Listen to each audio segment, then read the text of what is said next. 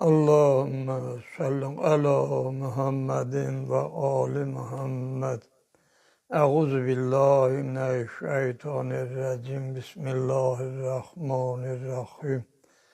Selamun aleyküm ve rahmetullahi ve berekatuhu.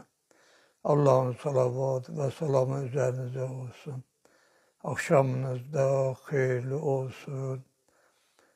Bugün İmamın şehadet meydanındaki şücahları hakkında Allah'ın izniyle söhbət edəcəyəm.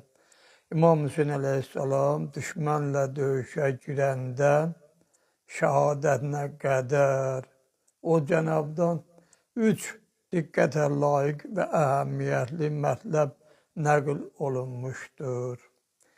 Onlardan birinci şücaətləri, İkinci şüarları ve üçüncüsü ise Allah Teala ile münacatlarıdır. Əvalim kitabının müəllifi İbn-i Numa yazır. İmam Hüseyin Aleyhisselam düşman səhvlərine hücum ederken bu rəcəzi deyərdi. Ölüm alçaqlığı qəbul etməkdən çox yaxşıdır. Alçaqlıq isə otu qəbul etməkdən daha yaxşıdır.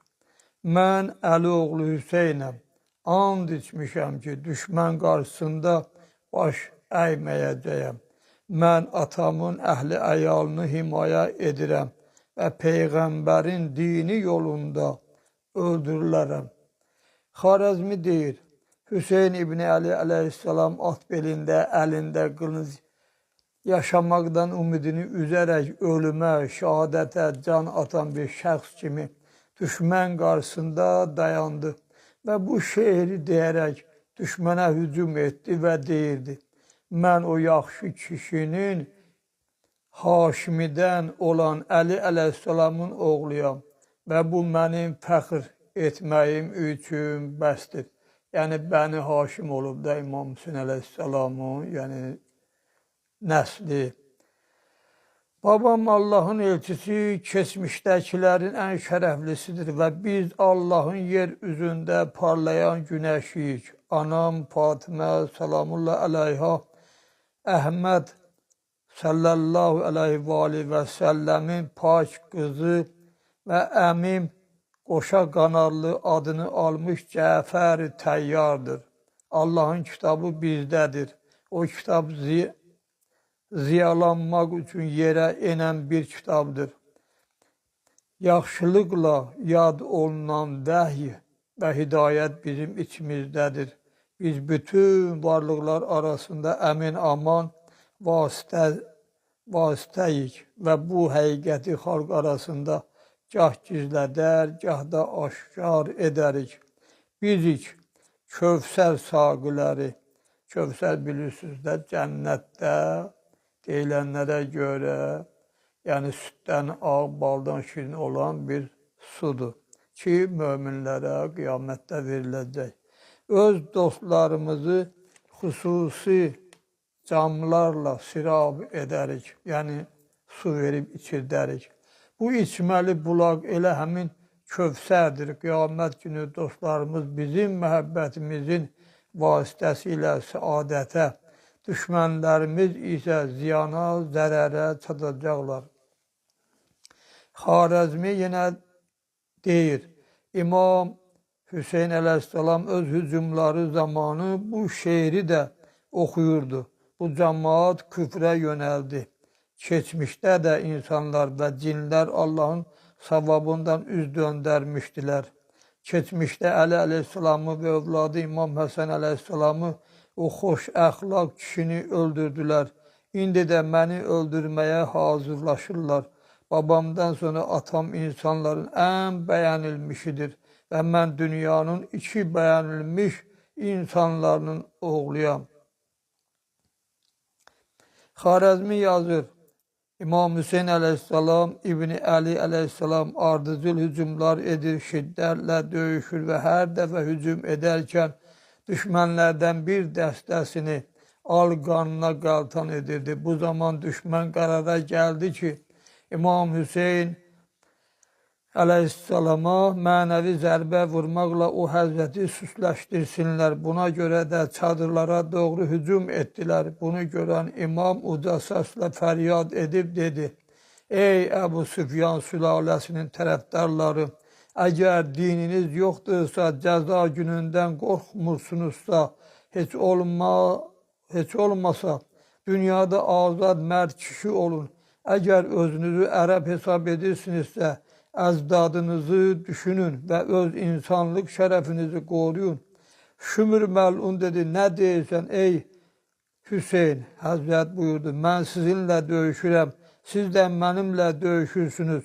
Bu qadınların heç bir günahları yoxdur. Nə qədər ki mən diriyəm, mənim əhl-i beytimə toxunmayın və bu yağların yürüşünün qarşısını alın. Şümür dedi, ey Fatimə övladı, bu haqqı sənə veririk. Sonra öz döyüşçülərini səsləyərək onların hərəmindən, İmam Hüseyin əleyhissalam hərəmindən əl çəkməsini istədi və hücumu ona tərəf yönəltdi. Canıma and olsun, o şərəfli bir mübarizdir deyə öz dəstəsini geri çağırdı.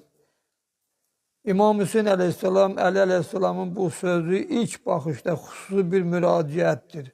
Kufə qoşunu Aşura günü namərcəsinə çadırlara hücum edərkən onlara buyurdu. Lakin əslində o bütün dövrlərdə və bütün dünyada olan insanlara xitabən Kərbala qətligahından ucalan ümumi çağırış və cahanşumul bir şüardır. Ey dünyadakılar!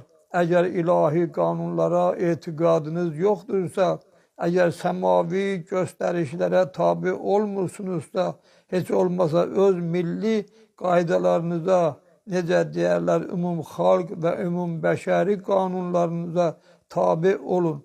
Səmavi qanunlar ələl xüsus müqəddəs İslam dini döyüş və müdafiə zamanı hətta müharibəni başlayan qaniçən düşmən də olmuş olsa, başqalarının hüququna təcavüz etməyi məhkum edərək deyir.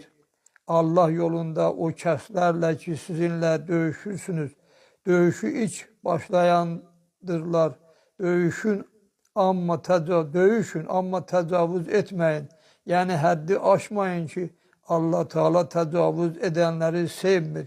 Bu barədə Quran-ı Kərimin 2-ci surəsi olan Bəqərə surəsində 187-ci ayədə belə xəbər verilmişdir. Yəni, düşmənin sizinlə döyüşənlərindən başqa üzvlərinə toxunmayın. Hücum edənlərin evlərini viran etməyin, ağaclarını qırmayın, suyu üzlərinə bağlamayın. Düşmən yaralı olduqda hətta düşməni də müalicə edin. Qaçanları təqib etməyin, qadınları və qocaları incitməyin. Hətta sizə hücum edənləri də söyməyin və təhqir etməyin və sair təcavüz etməyin. Hökmü Quranda nazil olduqdan sonra Hüseyin İbni Əli əleyhissalamın bu növ cahanşumul şüarı elan etdikdə əsrlər sonra bəşəriyyət dünyası, necə deyərlər, mədəni inkişaf etmiş qanun yazanlar, hüquqşünaslar da müharibələr üçün bir sıra qanunlar təklifləri irəli sürdülər. Amma görəsən bu xudbin sözünün mənası xud, özü deməkdir. Bin, yəni görmək, yəni özünü görmək və ya özünü fəqət fikirləşmək mənasındadır. Lavuğa, bəşər övladı nə qədər ki, səmavi tərbiyədən bəhrələnməyib, yəni nə qədər ki, Allahdan göndərilən Quran-ı Kərimin dediklərini əmələ gətirməsələr, nə qədər ki, bu insanlar insanlıq mərhələsini qədəm qoyublar. Bu da yalnız Peyğəmbərin təlim və tərbiyəsinə əməl etməklə insana müyəssər olar. Özünü bu şüarlar və bu çağırışlar və bu qanunlarla tərbiyələndirməsə, özünü cilovlaya bilərmi? Şümür imamla üz-üzə dayanarkən qoşuna əmr edir ki, çadırlara hücum etməyib geri çəkilsinlər. Lakin görürük ki, bu geriləmə müvəqqəti və imamın kəlamının mənəvi təsiri altına düşməkdən doğmuşdur. Çünki o Cənabın şəhadətindən dərhal sonra O məlunlar çadırlara hücuma, qadınları və uşaqları qarət edib soymağa başladılar. İmam Hüseyin Aleyhisselam'ın son münacatı Şeyh Tusi Misbahül Mütehaccid ve merhum Seyyid İbni Tavus İkbal'da yazırlar. İmam Hüseyin İbni Ali Aleyhisselam ömrünün son anlarında gözlerini açıp semaya baktı. Ve son defa olarak öz Allah'ı ile, alemlerin Rabbi ile belə münacat ve razı niyaz etti. Ey o məqamı çok uca, qəzəbi, şiddətli, güc, qüvvəti, hər bir güc və qüvvətdən yüksək olan Allah, sənin öz yaratdıqlarına ehtiyacın yoxdur. Və böyüklüyündə, əzəmətində hər şeyi əhatə edənsən, nəyə istəsən qadirsən, rəhmətin bəndələrinə yaxın və din, doğru, nemətin, şamil, əhatə edən, yetişən imtihanın gözəldir. Səni çağıran bəndələrinə yaxınsan, yaratdığını əhatə edirsən, hər kəs tövbə qapısından girsə, qəbul edirsən, iradə etdiyin hər şeyə qadirsən, nəyi istəsən dərk edə bilərsən, sənə şükür edən şəxsə sən də təşəkkür edirsən, səni yada salanı yada salırsan, mən səni çağırıram, çünki sənə ehtiyacım var, sənə tərəf üz tuturam, çünki sənin dilənçinəm, qorxu içində sənin hüzurunda nalə edirəm. Qəmgin qarşında ağlayıram. Səndən imdad diləyirəm ki, gücsüzəm, özümü sənin öhdənə qoyuram ki, sən kifayət edənsən. İlahi, biz və bizim qovmumuz arasında hökm et. Onlar məkir və hilə ilə başladılar. Bizə kömək etməkdən imtina etdilər. Biz ki, sənin Həbibin və Peyğəmbərin olan Muhammed sallallahu aleyhi və səlləmin övladlarıyıq. Bunlar bizi qətlə yetirdilər. O Peyğəmbər ki, onu öz risalətin, elçiliyin, yəni səfirliyin üçün seçmiş və vəhyin üçün əmin qərar vermişsən.